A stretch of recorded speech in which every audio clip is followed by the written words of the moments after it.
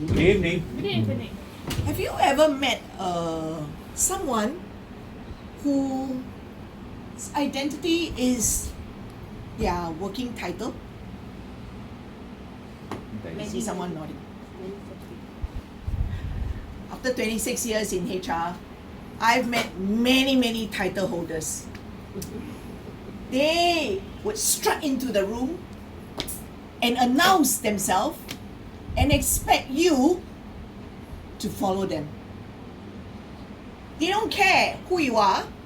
They don't care what you're thinking of. All they want you to know is that I'm the boss. Right. And so therefore, you must follow me.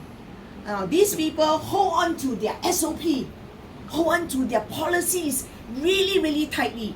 And they don't care whether you agree or not, because they're the boss and you're supposed to follow them. I think that is extremely rigid and very vertical. In HR, we call it traditional leadership. Now, when I delve into dynamic leadership, when I enter and chose this pathway, I ask myself some questions. The first question I ask myself, am I a traditional leader? I don't have an answer, because sometimes I feel that I need to use my title just to make sure that people follow me. But there are times where I realize that I can influence and persuade people to follow me. As I delve into dynamic leadership, I realize one thing.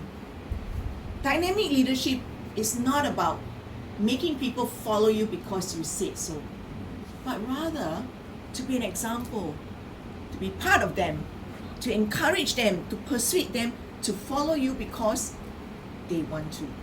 Let me give you an example. A few years ago, I worked with a leader. We were in a desperate situation. The project we were handling was failing. Now all of us were gathered together to come up with a solution to solve the problem. But guess what? This particular manager was busy doing what? Making sure that, oh, you are this person who did this. So this is not my fault. Oh, by the way, Alan, you are the one who created this. This is not my problem. Hey, Julie, you are the one who commanded this. This is not my job, you know. What he was busy doing while we are all sinking. When you're in a ship, instead of paddling the water out, he was busy polishing the nameplate in the captain's room. We were so frustrated. When I looked at him now in hindsight, I think back, that was a very interesting example of a typical leader. A leader who believes that by the sheer power of his title, he can lead and command. Now recently, I've been handling several sensitive issues.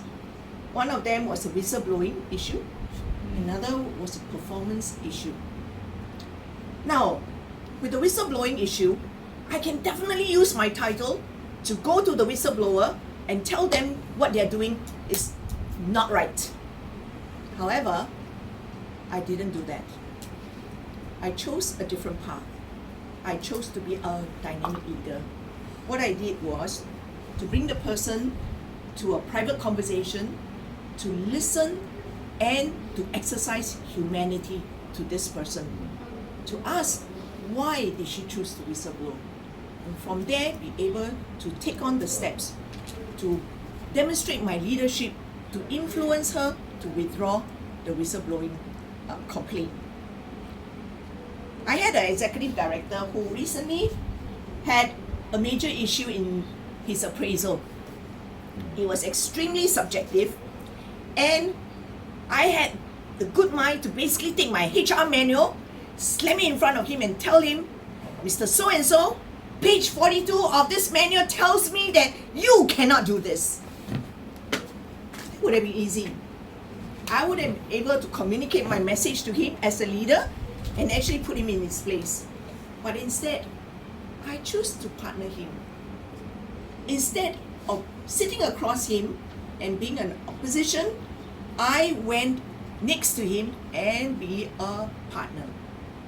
In that dynamic environment, what I did was I showed him the governance risk.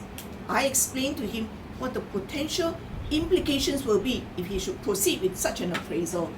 And then I left it to him to decide if this is what he wants to do or he chooses to do otherwise. So what I've learned, I have been doing HR for so many years, and to be honest, I started my career as a casino croupier. It has nothing to do with leadership. And then I became a flight attendant. Again, nothing to do with leadership. But I learned through those roles, before I became a HR professional, that while I may not be leading people, I was leading myself. And dynamic leadership is not just about leading people, it's also about leading yourself. What does it mean when you're doing your job? Are you being a leader? Are you doing things that will demonstrate that you have what it takes to be a leader? And I think that is extremely important and often overlooked.